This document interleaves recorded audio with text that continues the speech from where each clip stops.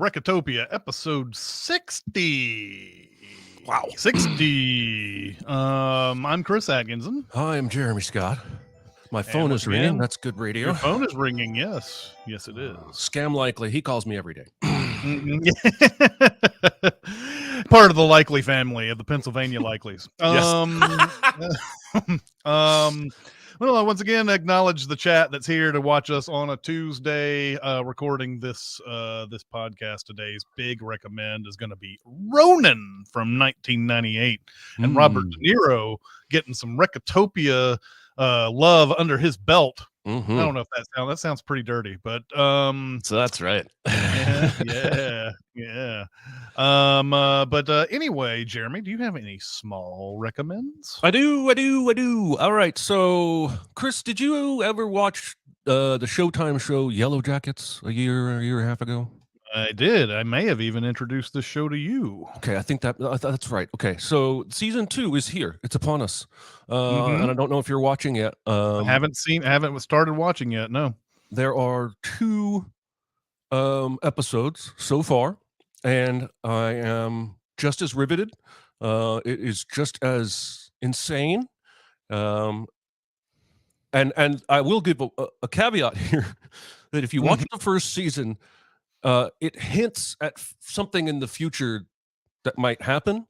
They're not going to wait till season 5, folks. That's all I'm going to say about that. I'm riveted but disgusted all at the same time. Oh, really? I think that's intentional. But yeah, if you watch the first season, I think you're going to continue to dig it. If you haven't seen any of it, girls' soccer team crashes in the Canadian wilderness, and it's many, many months before they're rescued, and the show jumps back and forth between their survival attempts in the wilderness and those who have survived where they are 20 years later.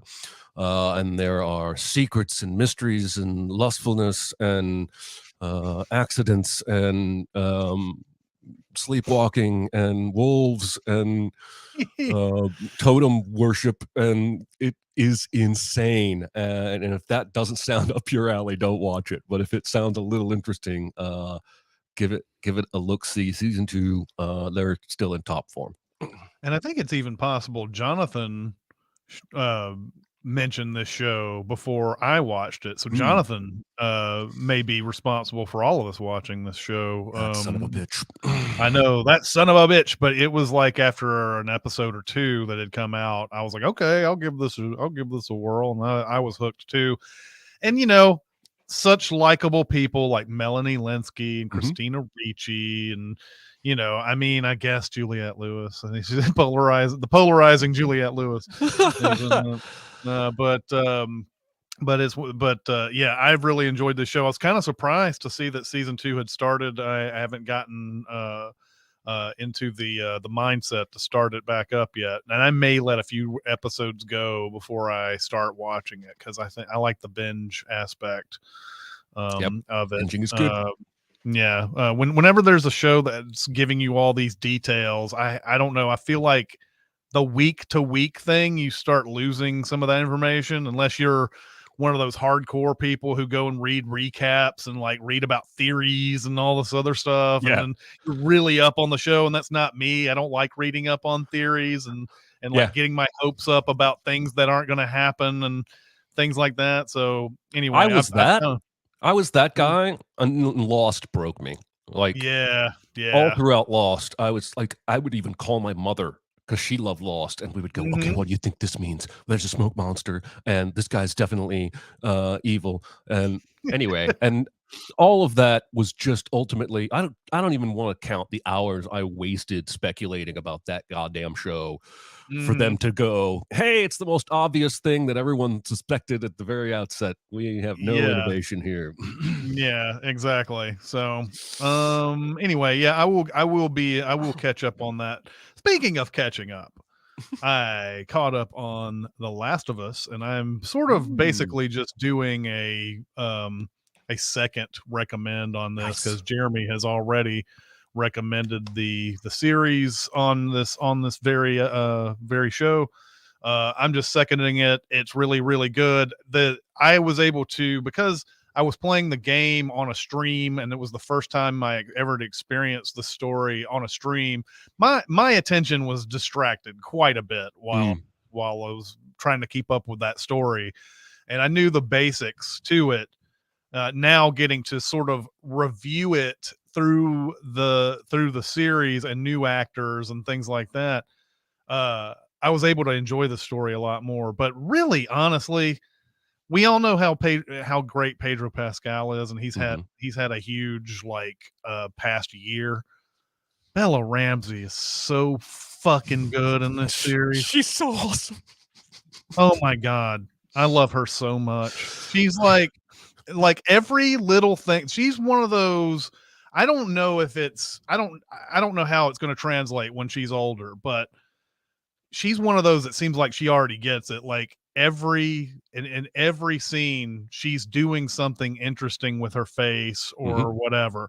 It doesn't matter what it is. It could be just like mild curiosity or just whatever. She always has the right look. And so, like, I loved her to death in this. And I love also that they were able to get some of the voice actors some roles in this too. And hearing them talk about being on the show after being a voice of, usually very major characters that they are. Like, they're the dude who voices Joel plays like a sidekick. Yeah. In a later episode, the preacher's sidekick guy. And it's like, and he's talking about like, yeah, this show means a lot to me, like it's really interesting being in this role as opposed to the other one. But anyway, I'm just seconding this. There's nothing else that I can really say about it other than I love the hell out of Bella Ramsey in this, and I'm going to be looking for more. I need to watch that movie you recommended a few weeks ago that she's in. Oh yeah, the shit. Yeah. Yeah, that one. But that's what I got from this. The story itself, even though I had not kept track of every detail, I knew what was happening or what was going to happen, and they didn't change it up that much to the point where it's like there were a couple of moments they diverted because they had the whole thing with Melanie Linsky in Kansas City, and she's running a different kind of. That was an interesting thing that they only got to explore for like an episode or two, about the whole idea of having a corrupt government institution and then having like rebels that conquer that institution, and then they themselves become corrupt, and then there's another rebel faction ready to knock that group over. And like it always does that whole power corrupting absolutely type of thing really well. I only got to explore it for a couple episodes, but that's what's so fascinating about that show is that it's giving you little pockets, little windows into what the world is like as they move along, as they travel west through the show. Anyway, really love it. So. Catherine Called Birdie is the name of that movie. Catherine Called Birdie. That's right. And there was a point I watched The Last of Us show weekly, but I would watch it the next day with my wife. Not when it aired on Sunday night, but there was an episode, I don't know which one it was, but early in the first half where I tweeted out afterwards, Bella Ramsey is a treasure and we must protect her. Yes. And I agree wholeheartedly. She's one of the best up and coming talents that we have. And she's, I think you would really enjoy Catherine Called Birdie. So yeah. Definitely going to be watching that soon. All right, so my second recommend is not a movie or a TV show. I am going back to food, but in a bigger way, I am recommending a recipe source. Okay. Most recently, my wife and I on Sunday made a potato, kale, cheese casserole that we then cracked eggs on and put in the oven. There's a picture right there. That's from the New York Times. The New York Times has a recipe section, a cooking section that is a separate subscription from their newspaper. That's kind of a dick move. I understand that. But it's the same kind of like with their games. You can play one or two of the games for free, but if you don't have a subscription, you can't do the crossword puzzle. Like a game-specific subscription, not just the New York Times subscription. Anyway, I have now made 4 recipes over the last 2 months from the New York Times cooking section, and they have all been dynamite. I will say it's probably a bit too much for some people. It's $65 a year, which is $1.25 a week or something like that. For me, this is going to be ultimately worth it. I've had 4 great meals that I've had leftovers and been able to eat twice. We made a white bean and ham casserole. We made a chicken and turnip greens bake, and 2 weeks ago we made a Greek ground chicken spinach stew. They've all been outstanding. I struggle. Like I tinker with all these recipes. I put stuff in there that they don't tell me to, but I want a good starting base, and I struggle to find a source that is consistently good. I'll make something from the Food Network's website and love it, and then I'll make another thing from the Food Network's website and hate it. I made one recipe from a really prominent site I'm not going to name that I think defies the laws of physics. It's not possible to make what they said you could make. All I made was a charred log.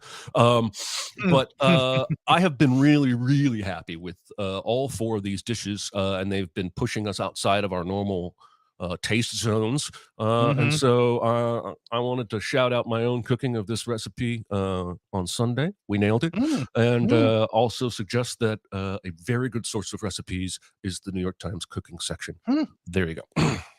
I think it's interesting. You may feel like, I don't know, a little weird recommending food and recipes and things like that, but I think in general, from what I can tell in our comments and various sections, people really do love this type of stuff, and they do try this stuff out and everything, and it makes me want to try it out. I don't know if I got time to do it, but I'd love to try stuff like this. This was 50 minutes. We threw some unsalted butter and a bunch of shallots in a frying pan, oven safe frying pan. And then we threw in a bunch of spinach and cooked it down, and it wilts and reduces. In another pot, we were boiling potatoes. Then we throw those in and mash it all up. Throw in some thyme, some cheddar cheese, mash it, stir it, pop on a few eggs, throw it in the oven. Sounds excellent. Yeah, it was delightful. And it's, other than the egg, it's a vegetarian dish, and you don't have to add the egg, so you can keep it, fully vegetarian. Throw some beans in there or something. Anyway. Yeah. Went to the theater last week and watched Dungeons and Dragons Honor Among Thieves. Yes. You're recommending it? I'm recommending it, of course. Yes. Yeah, this is from the same people who brought you Game Night, and I don't have the names on the tip of my tongue here. I know that one dude, every time I look at their pictures, I'm like, oh yeah, I've seen that dude in movies before. Like John Francis Daly is one of them, and Jonathan Goldstein is the other guy. Did Game Night. So when I saw trailers for this, I was like, okay, so they're kind of making a kind of funny Dungeons and Dragons, haha, okay, all right, whatever. And then I started hearing like some decent buzz about it. And then a friend of mine was like, hey, you want to see this? I heard it was good. And I was like, okay, I'll go ahead and give this a shot. And this movie is inventive and funnier than most movies that are just advertising themselves as straight comedies. There are just moments of just great whimsy in this. This is Chris Pine at his best. This is Michelle Rodriguez at her best. Like, this is the best I've ever. This is the first time it feels like Michelle Rodriguez has really like been in a funny role. I mean, she's probably been in a funny role before, but this is the first time it really feels like she is in one.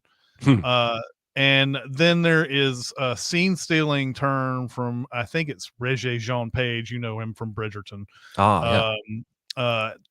His straight-laced, very like we've sort of started getting a combination of these kind of like these Drax characters that come in. He's kind of a Drax, not like as like dim-witted as Drax is, but like still like doesn't take colloquialisms and like that takes things literally a lot and whatever. He's got this straight face all the way through this, and he's saying just the funniest things. And just to highlight one scene, and there's a random scene that's in this movie, that made me laugh, and it's stuck with me for whatever reason. It's just a random scene. They're all on the beach. Regé Jean Page is about to leave them, and he starts walking, and Chris Pine's like, look at that guy, he's always walking in a straight line. He never diverts from that straight line ever, and he's walking towards this rock. He's like, is he going to go around the rock? And he says, like, and he's walking towards the rock. Is he going to go around the rock? Nope. And he says he climbs over the rock as he's walking in the straight line. It's like, nope, he doesn't divert for anything. Whatever. It's like this, it's that kind of whimsy that's going on in this movie, and just constantly entertaining. And a lot of people, I mean, you've seen a lot of these people in here. Justice Smith is in there, Hugh Grant, of course, Sophia Lillis is in this movie. It's just a whole ton of fun. Just a ton of fun. And I highly recommend this. I know you're not going out to theaters, Jeremy, but like, this would be worth it, I think. I'm so glad to hear this. The trailer, like, I was wary all the way up until the trailer a couple weeks ago, and that trailer had me rolling, and I thought maybe they got the tone right, and it sounds like they did. And that's got to be good for D&D fans all around the world after the last attempt at making a movie based on Dungeons and Dragons. Even the adventure things in it, like they could have maybe like just kind of push that to the side a bit, because we're making a comedy. We don't really have to do anything with the quest, really. Even the quest itself is fun, and they're doing a lot of fun things with the quest, and a lot of inventive things there, and a lot of like, just, oh, that's a really good idea that they just implemented there. And like, you're just sitting there going, oh, this is actually like really fun and creative, in addition to being a delight when people are talking and telling jokes.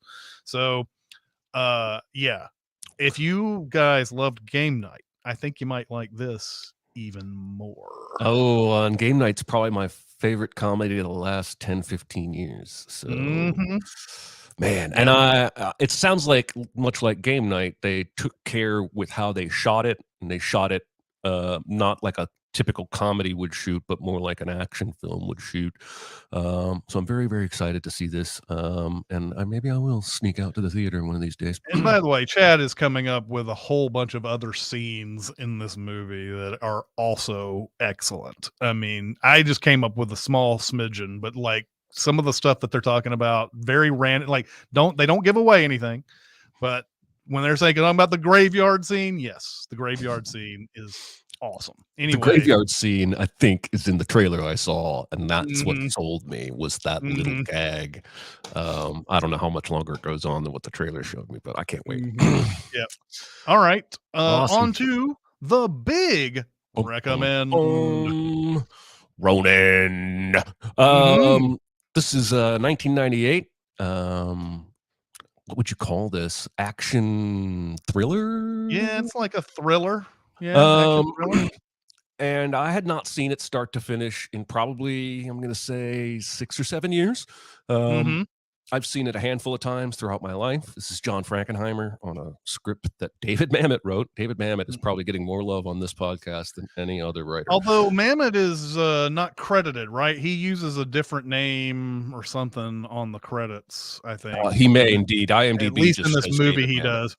There's a point where like I saw something in the trivia that said like he took the script and rewrote like 70 or 80% of it, and then they changed something else that he didn't like, so he's like, let's just use somebody else's name on this. But Mamet clearly was part of Ronin. Yes. Yeah, there are certain scenes where you feel like David Mamet's in the room almost, but it does not open in a Mamet type of way. It does not open with awesome dialogue dancing back and forth. It opens with almost entirely wordless sequence where we see De Niro very cautiously approaching this bar.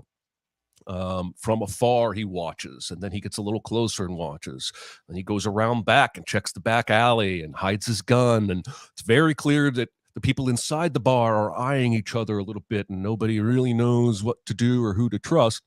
And I love the balls of the movie to start this way, because you get all of the tension and then there's no dialogue whatsoever other than just background, somebody ordering a beer or what have you.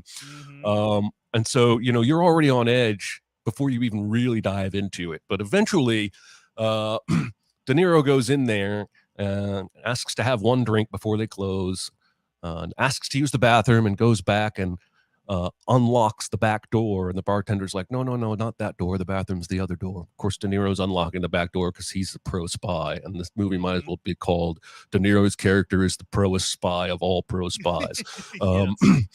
And eventually it's revealed that they are all there, these people eyeballing each other because a mysterious man in a wheelchair had recommended them for a job.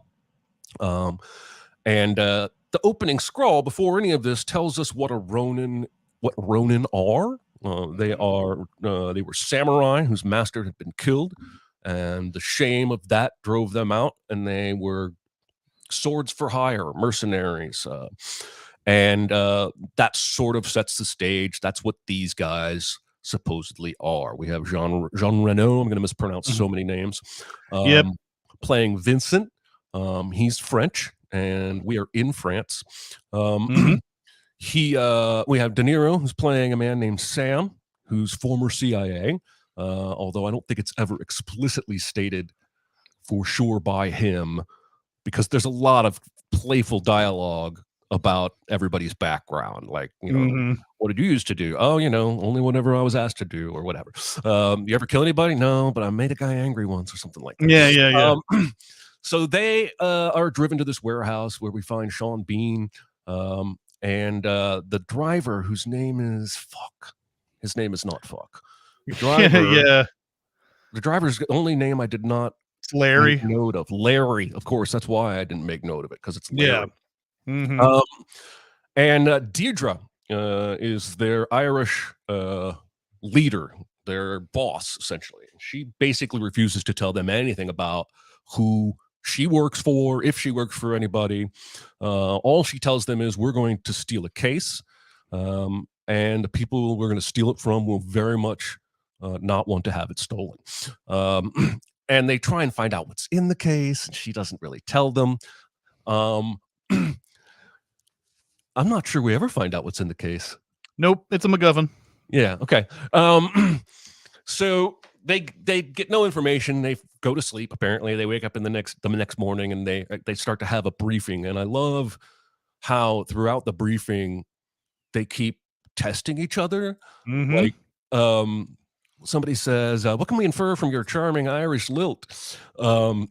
And she says, "Whatever you want," and moves right on. And then somebody says to De Niro, "Are you American?"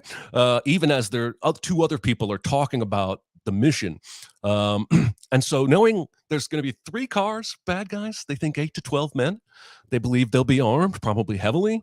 So they put together a list of their needs. Larry tells him what kind of cars he needs. That'd be fast but sturdy. Sean Beans is I think he said weapons guy. He tells him what kind of weapons he needs. And of course, Jean Reno's Vincent is going to get all this. He's the get it guy, because he knows if it's in France, I can get it, he says.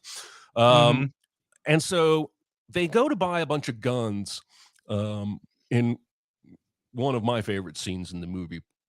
The sellers approach, and Sean Bean's rather go get him here, showing sort of his, well, we're going to find out pretty soon that he's not who he says he is. And he gets out and says, "Let's go do this deal." And De Niro's very cautiously like, "Okay, I'm going to back him up."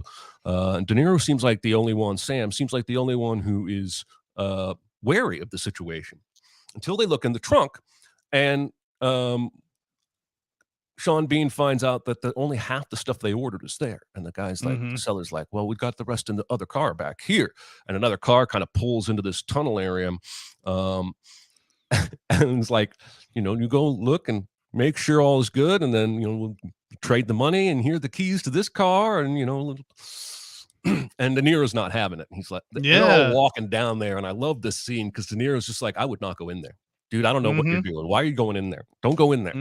Look at it. Just look at it. It's a box set." And of course, he's right. There's a sniper, and Sam shoots at the sniper, and a gunfight breaks out.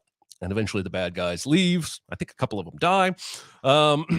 And then our team, our protagonists, get in Larry's car and take off. And Sean Bean he's happy. he's like pumped. He's like, we kept the money and we got half the stuff. That's a win-win, baby. And then of course, when the car stopped, he asked the car to stop so he can get out and puke like a little baby. Yes. And there is a little brief car chase there, and I want to point it out because this movie is all about the car chases. Yes, it is. And Frankenheimer puts the camera at the front of the car, bumper level, in a way that absolutely like pulls you into the action and makes you feel like you're moving along at the same speed. And the next scene, they're talking about the plan. They're going to do this ambush. And Sean Bean really shows his ass.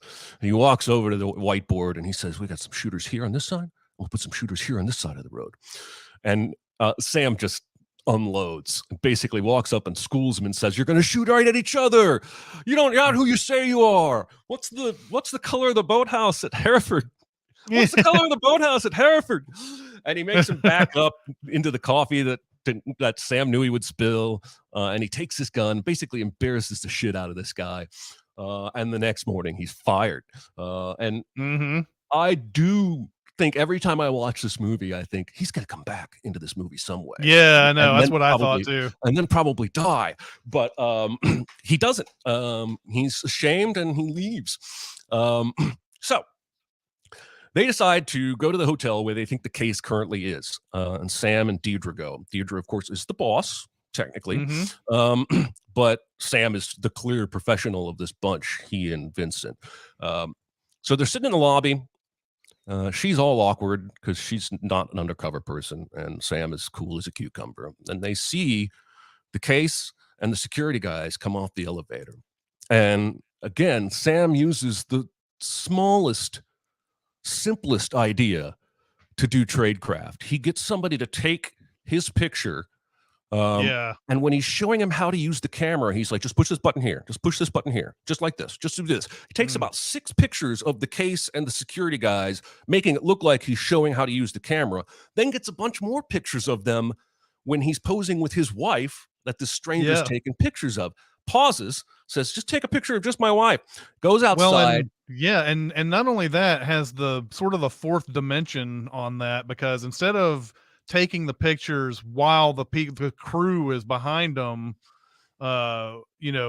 he tells them, we're going to take a picture out here, knowing that crew is going to be out there as the pictures are taken. So like, that's the cool part for me on that scene, is that he doesn't just take the pictures there while those people could be like, hey, camera, don't, he takes them where it doesn't look like he's taking pictures of them at all, by knowing that they'll be there eventually. So I love that. And he goes outside and leans a sign against the luggage cart. I mean, this is the simplest spy trick I think I've ever seen in a movie. And then goes to a bellhop and says, take my luggage to my room immediately. And then walks back inside and poses with his wife. And we're going to get pictures here as the bellhop pulls the luggage thing, the sign hits the ground, it kind of sounds like a gun, and we see the security team race into action to protect the case and case man. I just love everything about this scene, and just the simplest way he gets all this intel. And so then we cut to him looking at the pictures, and he's like, yeah, they're pretty professional. So we find out the case has been moved to the villa. The case is either at the villa or at the hotel. And so while it's at the villa, they don't really want to attack there. That's kind of like a compound. So they, Sam and Deirdre go have sex in the car. They're presumably there to watch the villa. And when a cop shows up, he kisses her. So it looks like they're just a couple out necking in their car, and the cop drives by. And she just says, okay, well, let's just do this. And so they have sex. It's lovely. I think it surprises me every time I watch this movie. So then we cut to the big heist. And it's pretty cool that we haven't seen the actual planning of this. We've seen some conversations here and there about who might be doing what. But seeing it all play out with everyone having their role is really cool. Sam uses, it's not a grenade launcher, but I'm going to call it a grenade launcher because I don't know a better word for it. Giant bullet shooter. And there are many people shot and killed, many of whom have nothing to do with any of this, and that is a recurring theme in this movie, and I don't think it's accidental. Almost every time there's any kind of skirmish, innocent people get injured or die in this movie. But they take out at least one of the cars of the convoy with Mr. Caseman. They've got Larry, the driver, down the road further so that he can pop out and help. And then we go into the big car chase, the first big car chase of the movie, where we've got Sam and Vincent in a Volvo of some sort. And then we have Larry, and they're trying to take out the case car guy and his, convoy helpers. I think there's an Audi in this thing, and there's was it a Citroen or whatever? I don't know. It's one of these Euro cars that we don't see much of out here, but some of the cars that are in this movie, and I don't know if it's in this chase or not. I'm not a car person, but I know that I think at least the big car chase, there's an Audi that's in there that's like a souped up, awesome ass car, so like some of these cars don't look like the sports cars that we're used to, but they're still badass, basically, is what it comes down to. Yes. I love this car chase because it starts in this tiny little villa where they steal the case at the hotel, goes into the countryside, and then they end up in Nice, where it gets even more intense because there are a lot of narrow streets and tight quarter action. Now they have Gregor and Deirdre in a van, and they are tracking. Gregor is Skarsgård. I forgot to mention him completely. He's mysterious. Yes. And they are tracking the case man because he used his cell phone. They have some sort of ability to track his cell phone. And so there's this awesome part of the chase where they send Larry ahead, and they're like, go this way, now go this way. And then they're like, okay, now you're in front of him. And he turns around and starts going back, and they're basically going to pinch or move this guy. And of course, we end up with another shootout where everybody is getting killed that's not involved. Some people involved get killed. And Gregor, nasty, dirty little Gregor, shows up and switches out the cases. If you're not paying close attention, you won't even see this. But because it's quick, but he switches out the cases. And then Sam grabs the case and hands it to Vincent. And Gregor's on the other side of a crashed, blown up car. There's like no way for them to join up. And Sam looks at his hands and sees silver spray paint and knows that the case he just touched is fake. Grabs it and throws it. Now that's what explodes the car and saves Vincent's life because he's the smartest man in the room. I think this might be one of my favorite De Niro characters ever because he's just so cool. And I mean cool under pressure, not like I want to be like him. Although in some ways. Yeah. Okay. At this point, we are not even halfway through this movie, but I feel like it gives you a nice, big, deep breath here. This takes place at like the 55-minute mark. It's like a 2-hour movie. Larry, the driver's been shot, has a nasty-looking knee, and they have no options. They're holed up in this, I don't know, looks like a hotel room. Their only option is to find Gregor and get the case back. So Sam uses his CIA connections to get some cell phone triangulation done to figure out where Gregor is. And that's a pretty cool scene too, because they act like strangers, but then it's revealed that they knew each other back in the CIA or what have you. Meanwhile, Gregor tries to sell to his buyer, but his buyer has given him fake money and wants to shoot him. And because again, this happens more than once in this movie, because he guns the gas and the car moves, he gets a nanoseconds worth of advantage and kills the buyer and gets away. So they track Gregor to this small town, and because they're really good spies, Vincent and Sam for the most part, and I think most of the rest of the group is questionable, they find him at this like Coliseum place. But at the same time, these two Russian guys find him because the Russian guys want the case as well, and they may not be trying to buy it. They may be trying to kill and take it. And again, we have a shootout in public where innocent people are shot. And all hell breaks loose. And Jonathan Pryce shows up while all this is going down in the Coliseum. His name is Seamus. And he approaches Larry, our driver. And we have had at least 1 or 2 scenes previous where Seamus has contact Deirdre. So we know that Seamus is Deirdre's boss at this point. So when he approaches Larry, the driver, we know this is not probably a good thing. But we cut away. Sam gets shot. Let's see. I lost my place in my notes. And everybody's basically scattered. They get back to the car and find Larry's been stabbed in the neck violently. And the car pulls away with Seamus and Deirdre and Gregor in it. They got Gregor because Seamus he's a Houdini in this movie. He just shows up and nobody can grab Gregor except he's just like, suddenly I have him here in the car with me. So everything is screwed a little more. But Sam has a bullet in him and we have to get that taken care of. Vincent feels basically a debt to him because he saved his life earlier. Vincent knows this guy, I believe his name is Jean-Pierre, who also seems to have been some sort of former spy type guy. And we go to Jean-Pierre's house for Sam to get his bullet taken out. Thankfully, we get to see this. Yay! I enjoy seeing surgery. Yes. He uses a mirror to tell them what to do, basically. This is a fascinating scene, yes. It is a fascinating scene because he starts it by saying, hey, I've done this 1,000,000 times. This is no big deal. Wipe up all this blood with the gauze. You're going to take this. Don't pull until you're sure you have the bullet. And then once they get the bullet out, he's like, I'm going to pass out now, thanks. Basically passes out. And then the next morning, he has this conversation with Jean-Pierre. Jean-Pierre paints these little miniature samurai figures and is making all these diorama things. And we do get this lovely telling of the story of the 47 Ronin who their master was killed by another master who double-crossed him. There's not really any way for a Ronin to protect against that because the masters generally trusted each other. And so they plotted, went into the murderous master's house and killed him. Sam is like, yeah, that's my kind of story. He's like, well, after that, they went out into the front yard and they all committed ritual suicide. And Sam's like, oh, well, I don't like that part so much. Yeah. Anyway, Seamus, Deirdre, and Gregor are all in Paris, where Gregor gets the shit kicked out of him by Seamus once they enter the apartment. They go to the post office because Gregor, genius that he is, has mailed the case to himself. Yes. The case is not there. And so they're like, well, we'll give you another day. We'll come back the next day.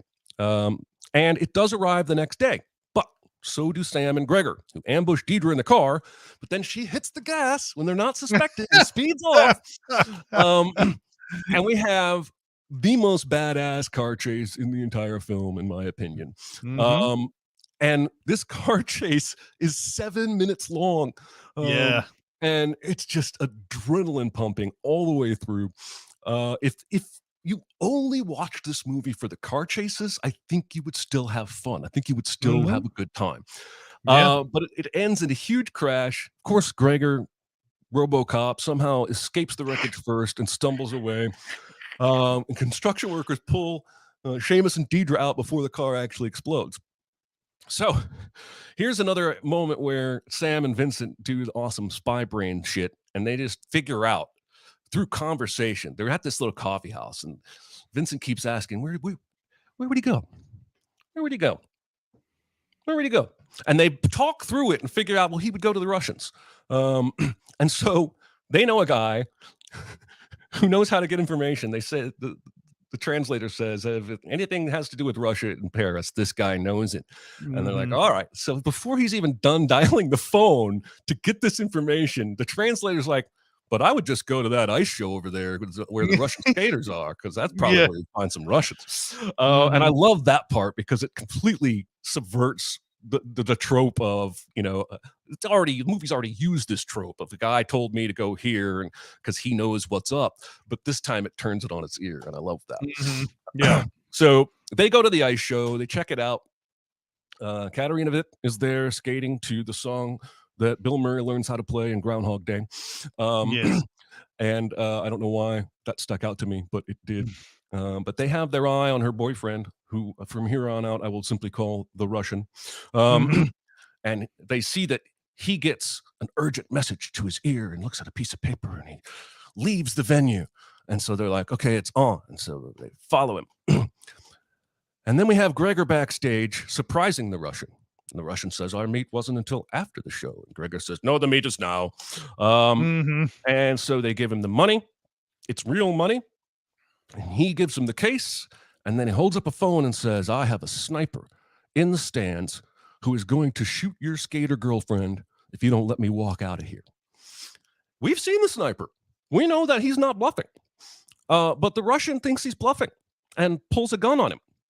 And Gregor says, 30 seconds, 20 seconds, Mika. And then, boom, he gets shot in the head.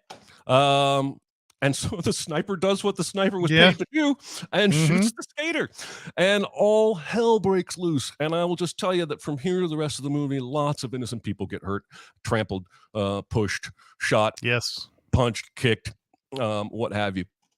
So Sam and Vincent give chase on the Russian. But before they arrive, Seamus shows up, shoots the Russians dead, takes the case. Now they're after him. Sam runs ahead. This is another instance in this movie where somebody goes ahead to take care of something before the main action gets there, because he knows Deidre's going to be waiting there for Seamus, and he goes to her and says, get out of here, get lost. She says, what about the case? And he says, it's not about the case. I came for Seamus. Don't you get it? I was never out. So this is where we reveal that he's still in the CIA or whatever service he works for, and he's here to get Seamus, who is a basically Irish domestic terrorist leader. And so she takes off, and then they track Seamus back to the theater basement. Sam has no choice but to bust into a room with his gun out. Of course, there's a convenient hostage there. Seamus turns the hostage, shoots our boy, goes up to kill him, but no, Vincent saves the day from up in the balcony and kills Seamus. And we get this lovely little coffee scene ending where two pros who have become friends know that it's very likely they'll never see each other again, but they still know they might, and they respect each other. And I just love that little conversation there at the end, that little denouement, if you will, after the action. And then we see Vincent walk off to a voiceover that comes out of nowhere. And I really, really enjoyed this. Chris, what did you think of Ronin this time through? I really enjoyed it too. Now, they also at the very end, you find out basically that what De Niro's mission was, whatever it was, ends up resulting in the IRA and Great Britain coming to a peace accord of some sort. So I guess if it's not for the fact that they don't kill Seamus, especially with whatever device he was buying that we don't know, but would have been a game changer. That's what ends up being the result of this big mission. I do love all the stuff De Niro does to test people out in this. This one thing that he does with Skarsgård early on is he throws that coffee cup down to the ground, and Skarsgård grabs it out of midair, and De Niro knows he's more than he's saying he is or presenting himself as from there, because Skarsgård looks like he's never done this kind of thing before. He's not a bad guy. He's blah, blah, blah. He's kind of innocent. And then he notices that he's got those kind of reflexes. I thought, now it is fun that they talk about that. They talk that problem out, and they're like, he's going to talk to the Russians and all that. But maybe this is how things are figured out sometimes when you're in the CIA and you got nothing else. But they see two cases that look similar to the case that he used as the fake bomb. Yeah. And they go and talk to the family about it, and they find out that these are made for ice skates, and that, okay, because he has this case that is made for ice skates, he must have regular dealings with Russians and people who date ice skaters. And that's how they get to that Russian thing, is talking about the Russians. So that was the one thing I was like, there's a lot of Mammoth stuff in here. Like, you didn't even need to know that Mammoth wrote this to know that Mammoth, there's also like all the double crosses and all the like, every time somebody thinks that they're about to win, the other person fucks everything up, and that type of thing goes on. And And then and especially that like very loose connection that they made at the very end, and like okay, it's kind of like in Spanish Prisoner, where you have the two undercover FBI people at the very end who somehow know he's going to be on that boat, and so they know Campbell Scott's going to be on that boat at the end, and like have everything set up perfectly for them and whatever. But yes, Ronin has formed a legacy over the years as having car chase scenes that rival French Connection, and I don't think it's a I don't think it's an accident that they shot this movie mainly in Paris, and that there's even shots that remind me of that car chase scene in French Connection when they go under the bridge and all that other thing.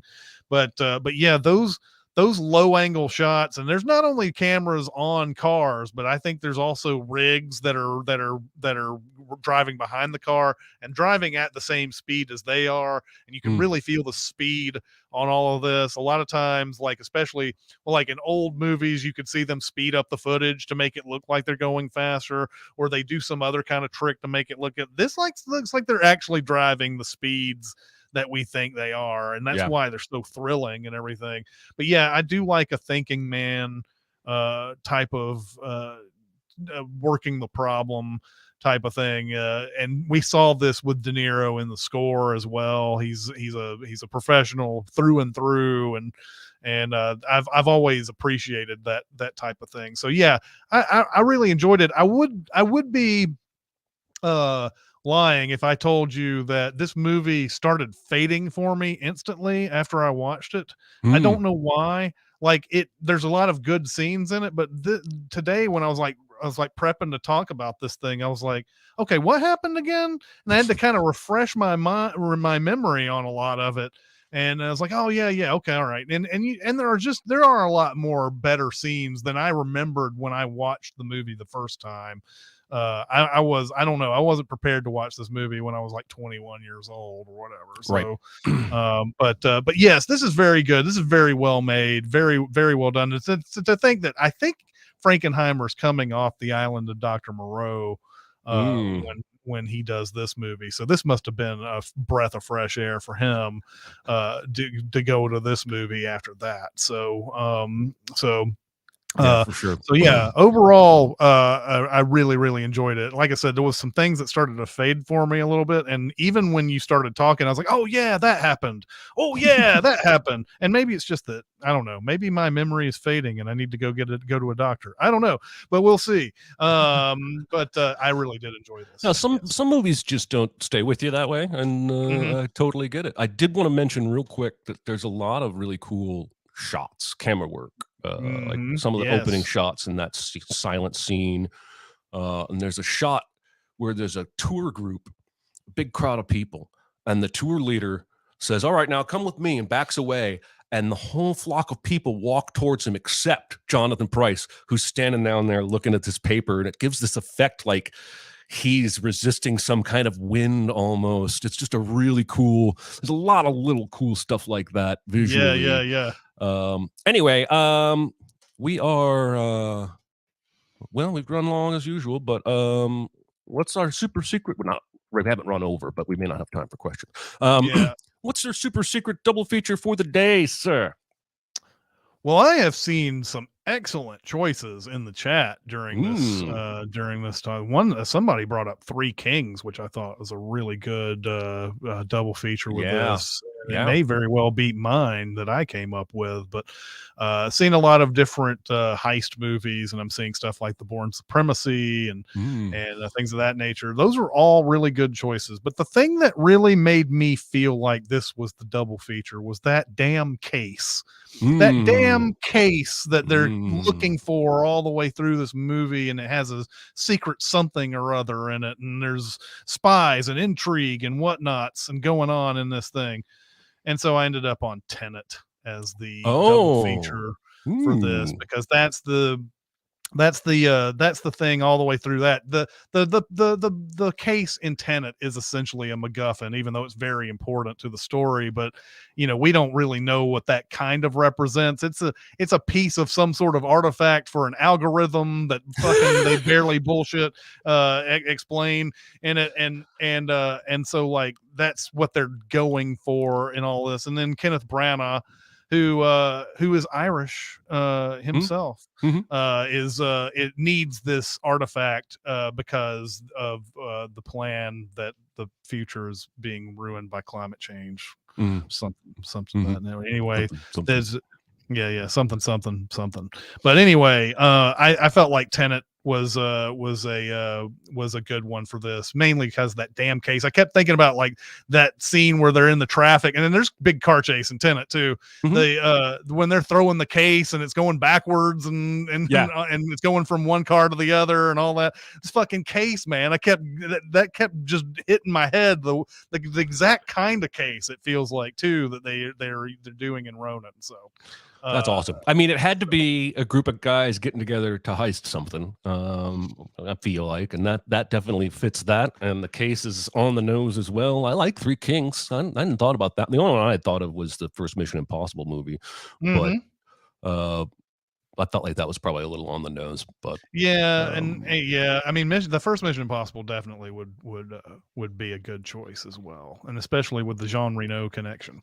But I like Tenet. That's a good choice.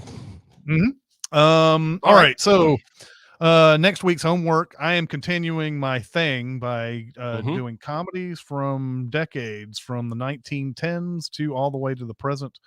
And we're going to the 1920s this time. We're doing a Buster Keaton silent feature called The General, which is really, really fucking good if you've never seen it before. Have you seen this, Jeremy? I have not. Well, but I've seen one or two of his. I don't know them by name, but I'm going to say probably not.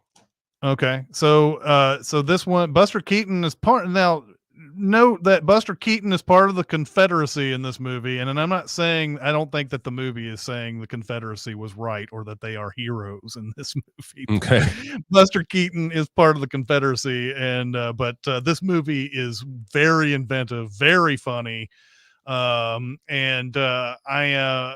looking forward to seeing what your reaction to this is. I think it's like an hour and 7 minutes long.